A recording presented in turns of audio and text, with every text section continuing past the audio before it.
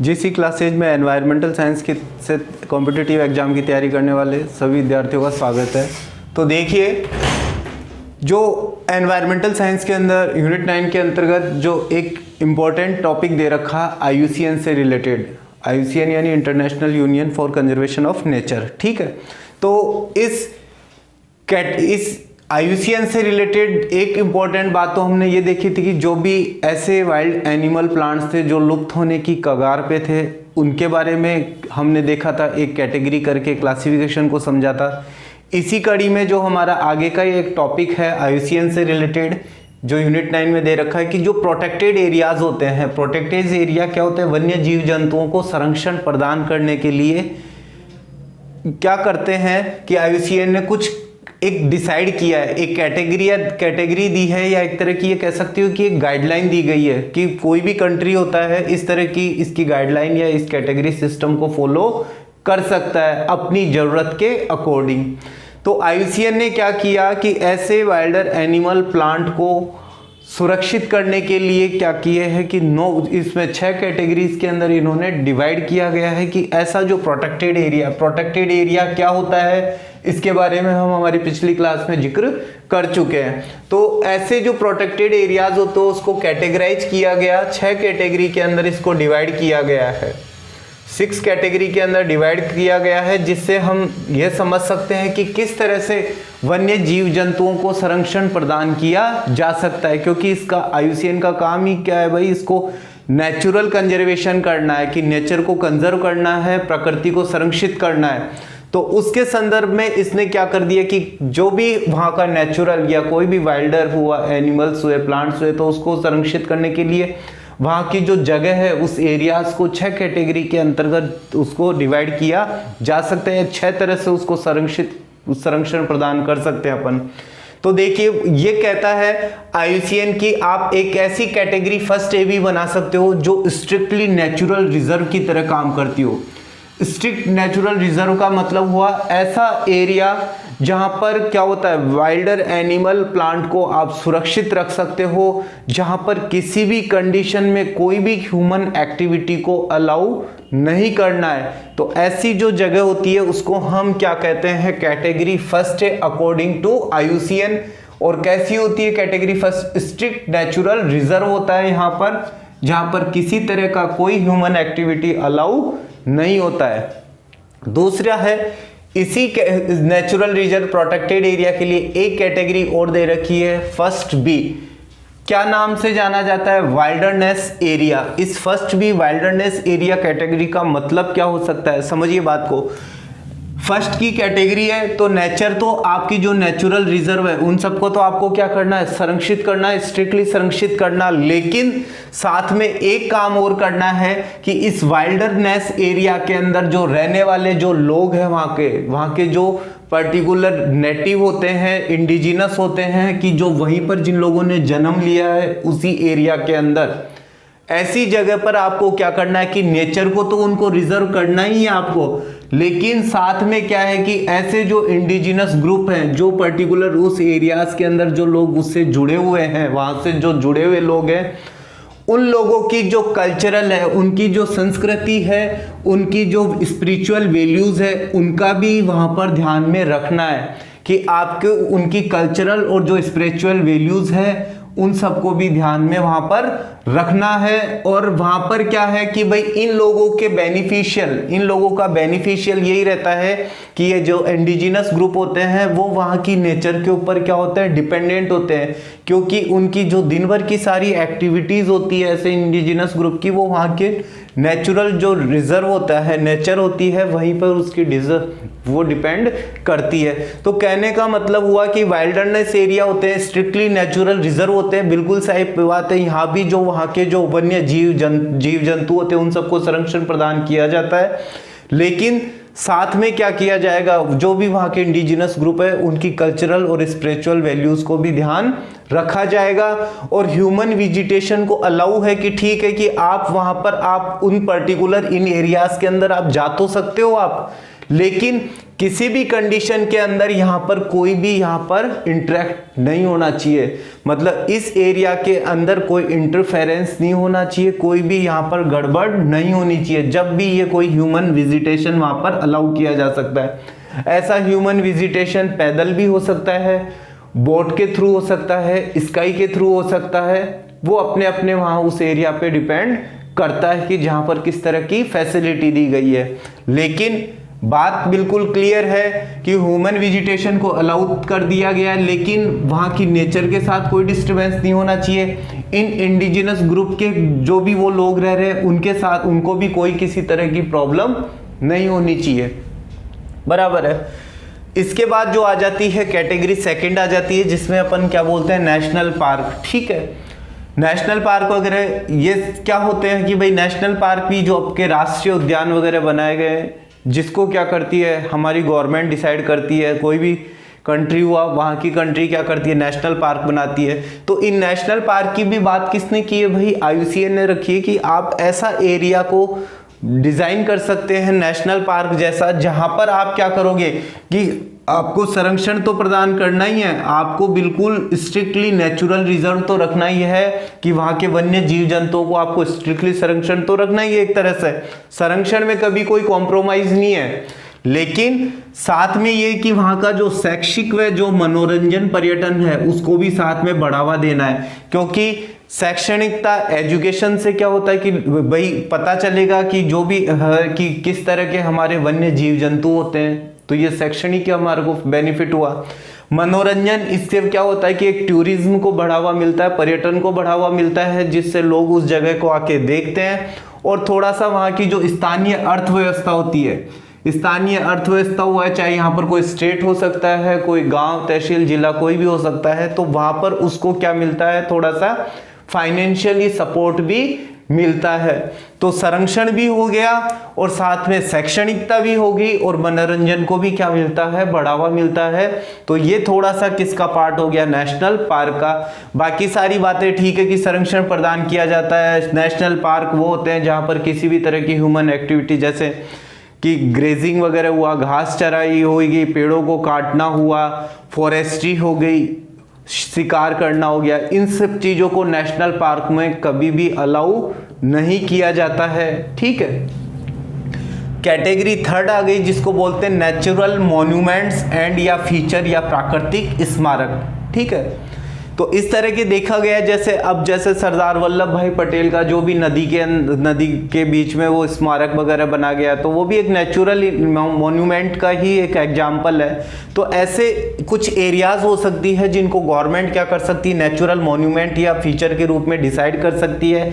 और ऐसे प्राकृतिक स्मारक को जब अपन क्या करेंगे, वहां पर उस एरियाज के अंदर अपन क्या करेंगे कि भाई कि वहाँ का जो वन्य जीव है, पेड़ पौधे हैं, तो उनकी भी क्या कर सकते हैं, देखभाल की जा सकती है। तो ये भी एक तरीका हो गया कैटेगरी थर्ड को इन्वॉल्व करके। ठीक है, इसके बाद जो बात आती है कैटेगरी फोर्थ है, जिसमें बात करते हैं अपन हैबिटेंट। ठीक है, हैबिटेंट ऐसा आवास होता है, जैसा कि हमने बताया कि आपको कि कोई बड़ा एरिया है, जैसे उस बड़े एरिया जैसे कोई इकोसिस्टम हुआ, उस इकोसिस्टम वाले एरियाज के अंदर क्या हुआ कि जो अलग अलग आवास रहते हैं, एक बड़े इकोसिस्टम में क्या होते हैं, बहुत सारे हैबिटेंट बने होते हैं, आवास स्थल बने होते हैं, जहां पर उस पर्टिकुलर आवास स्थल पर कहीं पर कोई टाइगर रहता है, कोई पर्टिकुलर हैबिटेंट पर कोई हिरन वगैरह रहता है, या जो भी पर्टिकुलर कोई बर्ड्स वगैरह हुआ या कोई पर्टिकुलर एनिमल हुआ, तो जिस जगह पे वो अपनी जगह बना के रहना शुरू कर देता है, जहां पर वो जीव अपने आप को कंफर्ट फील करता है। किस पर्पस से भाई, खाने पीने के पर्पस से जब वो अपने आप को कंफर्ट फील करता है, तो जो उसका जो हैबिटेंट होता है, तो मान लीजिए ऐसे हैबिटेंट को, उस पर्टिकुलर हैबिटेंट को ही अगर यहाँ पर क्या कर लिया जाए, संरक्षित कर लिया जाए, यानी कि उस हैबिटेंट को भी वहां पर क्या कर सकते हैं अपन, संरक्षण प्रदान कर सकते हैं। ऐसे हैबिटेंट को क्या कर सकते हैं, संरक्षण प्रदान क्यों किया जाता है कि ऐसे आवास, क्योंकि देखा जा रहा है कि जिस तरह से ह्यूमन एक्टिविटीज जंगलों में बढ़ती जा रही है, ह्यूमन एक्टिविटीज या ह्यूमन क्रियाकलाप जिस तरह से वाइल्डर एरियाज के अंदर बढ़ती जा रही है, तो धीरे धीरे वन्य जीव जंतुओं के लिए आवास क्या होते जा रहे हैं, उनके लुप्त होते जा रहे हैं। वन्य जीव जंतु ऐसी जगह पे रहने में अपने आप को अनकंफर्ट फील करना शुरू कर रहे हैं। तो कोई भी कंट्री की गवर्नमेंट है वो ये कर सकती है कि ऐसे हैबिटेंट या आवास को वो क्या करे, संरक्षित करे, और ऐसे हैबिटेंट या स्पीसीज जो उस पर्टिकुलर आवास के अंदर जो जातियां पाई जाती है उनको भी संरक्षित कर सकते हैं। कैसे? ऐसी आवासों के अंदर पाए जाने वाली जातियों को क्या करें, उनको शिकार से बचाया जाए, उनके लिए एक आर्टिफिशियल आवास का भी निर्माण किया जाए, और उनको बाहर से कोई सप्लीमेंट्री फीड देना हो। मान लीजिए वहां पर उनको भोजन की व्यवस्था नहीं हो रही है, तो आप गवर्नमेंट क्या करे, वहां पर उनके भोजन की व्यवस्था भी करवाए। तो इस तरह का जो हैबिटेंट एरिया हो गया, तो ये किस लिए करवाया जाता है, ऐसे आवासों को संरक्षण प्रदान किया जाता है जिससे वो क्या कर सकते, उनको मेंटेन कर सके, कंजर्वेशन कर रखे, और वो आवास अगर खराब हो रहे हैं तो उनको धीरे धीरे वापस से क्या किया जा सकता है, रिस्टोर किया जा सकता है, जिनका रेस्टोरेशन भी किया जा सके। बराबर है। यानी पर्टिकुलर हैबिटेंट या स्पीसीज हुई किसी एरिया के अंतर्गत, तो उसको संरक्षण प्रदान किया जा सकता है किसके थ्रू, इस कैटेगरी 4 के अंतर्गत जाके उस हैबिटेंट एरियाज को प्रोटेक्ट किया जा सकता है। ये भी एक तरीका हो गया। तो इस तरह से हमने कैटेगरी फर्स्ट देखा, जिसमें फर्स्ट भी देखा, अब तक सेकंड देखा, थर्ड देखा, और कैटेगरी क्या देखा, 4th देखा यहाँ पे। ठीक है, अब बात करते हैं कैटेगरी 5। पिछली क्लास के अंदर हमने इस कैटेगरी के ऊपर हमने काफी डिस्कशन किया था, प्रोटेक्टेड लैंडस्केप या सीस्केप। ठीक है, प्रोटेक्टेड लैंडस्केप या सीस्केप, जिसके अंदर हमने देखे थे कि भाई बायोस्फीयर रिजर्व वगैरह भी देखा था हमने कि बायोस्फीयर रिजर्व क्या होता है, जैसे कोर जोन, बफर जोन, चारों तरफ का ट्रांजिशन जोन। बराबर बात है। तो वहां से हमने पिछली क्लास से हमने ये भी देखा था कि जिस तरह से हम किसी पर्टिकुलर लैंडस्केप, ध्यान रखना, ऑर्गेनिज्म से बड़ा क्या होता है, पॉपुलेशन से बड़ी कम्युनिटी से बड़ी इकोसिस्टम, और इकोसिस्टम भी बहुत सारे जब मौजूद होते हैं किसी लार्जर एरियाज के अंदर, दैट मीन्स लैंडस्केप या सीस्केप। ठीक है, और वही आगे चल के क्या बना लेता है, बायोम। सही है। तो उसी अकॉर्डिंग हम यहाँ पर कह रहे हैं कि ऐसा कोई लार्जर एरिया है, लैंडस्केप या सीस्केप है, उस लार्जर एरिया के अंदर भी क्या होता है कि जो लोग वहां पर रह रहे हैं, उस पर्टिकुलर एरिया के अंदर जो लोग रह रहे हैं, वहां की जो ट्राइब्स है, आदिवासी जनजातियां जो भी वहां पे पाई जाती है, तो उन लोगों की जो एक्टिविटीज होती है, उनकी जो ट्रेडिशनल दिल्ली का जो लाइफ स्टाइल होता है, उस ट्रेडिशनल लाइफ स्टाइल को, जो उनकी ट्राइबल एक्टिविटीज होती है, जैसे कि वहाँ की ट्राइब्स की आदत है कि जैसे कि वो कुछ क्या उनको भोजन के लिए क्या करना पड़ता है, शिकार करना पड़ता है, तो उनको अलाउ किया जाता है। ठीक है, और उनके जो भी कल्चरल और जो उनकी स्पिरिचुअल एक्टिविटीज होती है वहाँ पर जो ट्राइब्स रहती है, तो उन ट्राइब्स को भी आपको ख्याल करना है, और वहाँ पर रहने वाले जो पेड़ पौधे हैं, यानी जो जेनेटिक रिसोर्स है हमारा एक, कि ऐसे वन्य जीव पशु पक्षी अगर लुप्त नहीं होने चाहिए उन एरियाज के अंदर, तो उनको भी संरक्षित करना है, और ऐसे जो ट्राइबल कम्युनिटीज होती है, उन कम्युनिटीज को भी वहाँ पर क्या करना है, संरक्षित करना है। उनकी जो डेली की रूटीन लाइफ से जुड़ी हुई जो एक्टिविटीज होती है, उनको भी क्या करना है, हमको संरक्षित करना है। तो कहने का मतलब हुआ कि यहाँ पर इन सब के बीच में क्या होना चाहिए, बैलेंस होना चाहिए। किसके बीच में, लोगों और नेचर के बीच में बैलेंस होना जरूरी है। और ये किसके अंदर देखा जाता है भाई, प्रोटेक्टेड एरियाज के अंदर। पिछली क्लास में हमने इसको core zone, buffer zone, transition zone के थ्रू बहुत अच्छे से इसको समझाया हमने। ठीक है, प्रोटेक्टेड एरियाज का ही एक एग्जाम्पल है कि यहां पर तो क्या रहता था, हमने जो देखा था पिछली क्लास में कि जो आपका जोन था यहाँ पर, वहां पर नेचुरल रिसोर्स का यूज रेस्ट्रिक्ट था। नेचुरल रिसोर्सेज का यूज क्या था, वहां पर रेस्ट्रिक्ट था। किसी भी कंडीशन के अंदर कोई भी आदमी बाहर वाला वहां जाकर उन नेचुरल रिसोर्सेज को यूटिलाइज नहीं कर सकता। वापस सुनना, कोई भी बाहर वाला उस पर्टिकुलर जगह पे जाके वहां के नेचुरल रिसोर्सेज को यूटिलाइज नहीं कर सकता। ठीक है भाई, कि वो देख लिया कि भाई इस तरह के जो प्रोटेक्टेड बहुत बड़ा लैंडस्केप सीस्केप है, तो वो देखे कि इसके किसी हिस्से में जाके वहां के किसी नेचुरल रिसोर्सेज को काम में ले लिया जाए, ऐसा वहां पर पर्टिकुलर अलाउ नहीं है। ठीक है, तो लास्ट में जो आपकी कैटेगरी 6 दे रखी है, जिसका नाम क्या दे रखा आपने, protected area with sustainable use of natural resources, यानी कि एरिया प्रोटेक्ट है लेकिन अब की बार नेचुरल रिसोर्सेज के यूज को क्या दे रखा है, वहां पर अलाउ कर रखा है। कैसा यूज भाई, सस्टेनेबल यूज, कि आप टाइम टू टाइम पर नेचुरल रिसोर्स को आप यूज में तो लेते रहो लेकिन सतत रूप से। ऐसा नहीं है कि आपने एक बार में पूरा नेचुरल रिसोर्सेज को यूटिलाइज कर दिया और खत्म करके डिस्ट्रॉय कर दिया, ऐसा नहीं है। प्रोटेक्टेड एरिया है, वन्य जीव जंतुओं को संरक्षण प्रदान किया गया है, लेकिन साथ में नेचुरल रिसोर्सेज का क्या, सस्टेनेबल यूज को अलाउ किया गया है। ऐसा कहां पर देखा गया है, जो आपकी ग्रेट बैरियर रीफ है, यानी कि ऑस्ट्रेलिया के साइड में देखा जाए तो वहां पर क्या है भाई, ग्रेट बैरियर रीफ है, ठीक है। तो इस ग्रेट बैरियर रीफ के अंदर जो कोरल रीफ है आपकी, ग्रेट बैरियर रीफ है, तो इस ग्रेट बैरियर रीफ के अंदर बहुत सारा नेचुरल रिसोर्सेज है, बहुत सारी प्राकृतिक चीजें हैं। तो उन प्राकृतिक चीजों के लिए भी क्या कर सकते हो आप, उनमें टाइम टू टाइम पर वहां पर उसको ऑक्यूपाई कर सकता, कोई टाइम टू टाइम पर उसको यूटिलाइज कर सकते हो। तो क्यों अलाउ किया गया कि भाई ये इसलिए यूज में लिया गया कि ग्रेट बैरियर रीफ क्या नेचुरल रिसोर्सेज का एक बहुत अच्छा एग्जाम्पल है। और यहाँ पर साथ में क्या होता है कि कंट्री अपनी इकोनॉमी के लिए, अपनी इकोनॉमी के लिए क्या करती है, उस नेचुरल रिसोर्सेज को भी धीरे धीरे थोड़ा थोड़ा यूटिलाइज करती रहे। हालांकि यहाँ पर ग्रेट बैरियर रीफ वाली वो जगह होती है, वहां पर low level of human occupations होता है, वहां पर ज्यादा एरिया बहुत बड़ा होता है, लेकिन वहां की जो आसपास की जो आबादी होती है वो बहुत लो लेवल की होती है, low level of human occupation होता है, कि वहां ह्यूमन का लो लेवल का ऑक्यूपेशन रहता है, सही बात है।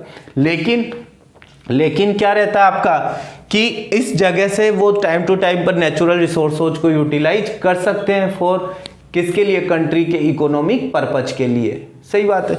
लेकिन यहाँ पर दूसरी तरफ देखा जाए कि यहाँ पर इस तरह के नेचुरल रिसोर्सेज को क्या कर रखा है, रेस्ट्रिक्टेड कर रखा है, कि आप वहां से नेचुरल रिसोर्सेज को यूटिलाइज नहीं कर सकते हो। तो जहां तक मेरे ख्याल से कैटेगरी 5 और कैटेगरी 6 के अंदर आपको डिफरेंस समझ में आ गया होगा। तो ये 6 तरह की कैटेगरीज है जो IUCN ने प्रोटेक्टेड एरिया कैटेगराइज कर रखा है। ये वाइल्ड लाइफ मैनेजमेंट का एक तरह से हिस्सा भी है, कोई भी वाइल्ड लाइफ मैनेजमेंट करता है कंट्री तो इस तरीके को फॉलो करके कि वाइल्ड लाइफ को वो क्या कर सकता है, मैनेज कर सकता है। अब हम जो बात करते हैं कि एग्जाम के अंदर क्वेश्चंस किस तरह का पुटअप किया जाएगा।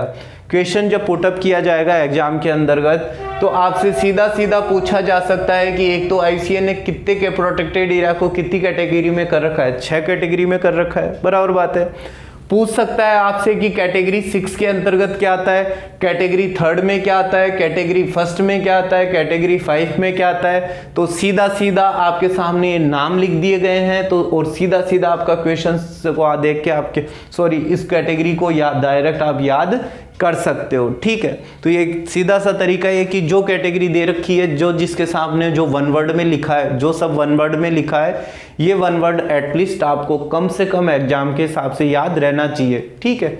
बाकी इसके अंदर का जो कंटेंट है वो अपनी जगह इंपॉर्टेंट है, लेकिन सबसे पहला काम तो यही है कि आपको कम से कम इन कैटेगरीज के आगे जो लिखे हुए वन वर्ड से ये सारे आपको पता होना चाहिए, ठीक है। तो आज की जो क्लास थी उसके अंदर हम इतना ही रखते हैं। आगे की क्लासेज के अंदर वाइल्ड लाइफ मैनेजमेंट के कुछ और टॉपिक्स भी हैं जिनको हम आगे की क्लासेज के अंदर डिस्कस करेंगे, ठीक है। आपके सामने जो लिखा है इसका आप क्या कर सकते हो, स्नैपशॉट ले सकते हो, ठीक है। तो आज की क्लास में इतना ही रखते हैं, ठीक है। धन्यवाद, जय हिंद।